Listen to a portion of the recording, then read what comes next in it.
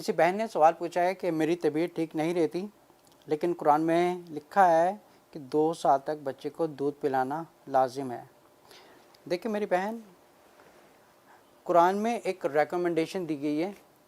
کہ آپ بچے کو اگر دودھ پلائیں گی 2 سال تک، وہ بچے کے لیے صحت کے لیے بہتر ہے اور اس کے مستقبل کے لیے بہتر ہے۔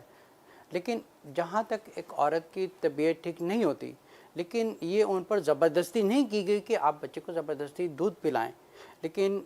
کیونکہ اللہ تعالیٰ نے فرمایا گیا کہ ایک انسان کے لیے بہتر کیا ہے۔ جیسے اگر ہم مارکیٹ میں دیکھتے ہیں سیمیلاک ملتے ہیں یا انفامل ملتے ہیں، لیکن لیبارٹری کے حساب سے انہوں نے سیم فارمولے بنائے گئے ہیں، لیکن جو ایک اللہ تعالیٰ نے ایک ماں کی چھاتی میں دودھ ڈالا ہے، وہ ایک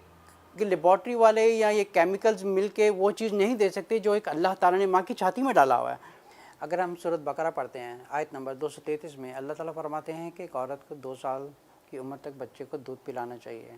کیونکہ اللہ تعالیٰ بہتر جانتے ہیں کہ جب بچہ بڑا ہوتا ہے تو اگر ماں بچے کو دودھ صحیح نہیں پلاتی 2 سال کی عمر تک، تو کافی دیکھا گیا ہے کہ لوگوں میں بیماریاں پیدا ہوتی ہیں اور لوگوں کی ہیلتھ خراب ہوتی ہے۔ اور جہاں تک ایک عورت کی صحت کا مسئلہ ہے، ایک عورت کے لیے زبردستی نہیں کیا گیا کہ اپنے بچے کو 2 سال کی عمر تک ہی دودھ پلائیں، لیکن اگر اس قابل ہے کہ ایک ماں کی صحت ٹھیک ہے اور اس کو چھاتی میں دودھ آ رہا ہے، تو ان کے لیے بہتر ہے کہ بچے کو 2 سال کی عمر تک دودھ پلائیں۔ یہ بچے کے لیے بھی بہتر ہے اور ماں کے لیے بھی بہتر ہے، کیونکہ ایسے بھی دیکھا گیا ہے کہ جو مائیں دودھ نہیں پلاتی تو ایک تو